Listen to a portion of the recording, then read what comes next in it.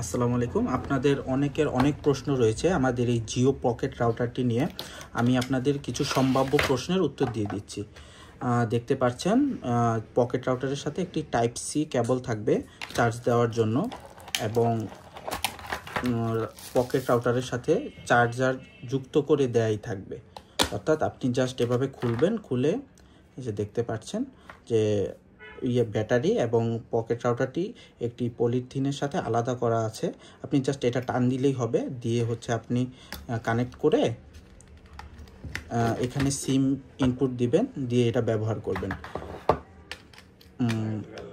এটা type C fast charging হবে। আর একটি বিষয় হচ্ছে, যেহেতু এটি ব্যাটারি সাপোর্টেড, কখনোই এটাকে চার্জারে লাগিয়ে ব্যবহার করবেন না।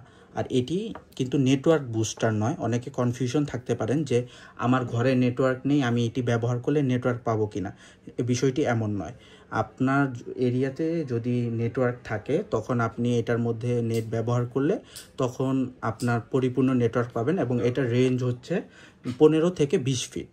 অর্থাৎ এটা মূলত হচ্ছে পকেট রাউটার। আপনি যদি আশা করেন যে অনেক দূর পর্যন্ত রেঞ্জ পাবেন, তাহলে বিষয়টি কিন্তু এমন নয়।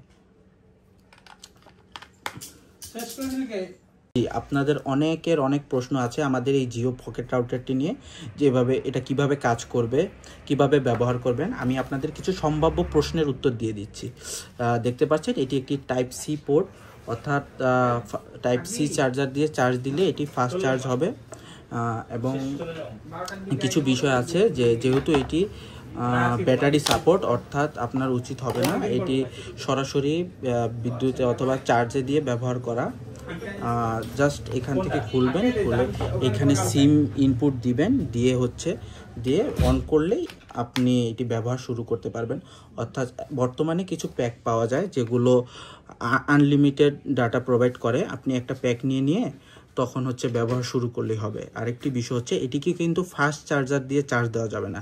এটি সর্বোচ্চ 5 ভোল্ট সাপোর্ট, অর্থাৎ আপনি চেষ্টা করবেন 20 ওয়াটের নিচে যেসব চার্জার, সেগুলো দিয়ে চার্জ দেওয়ার জন্য।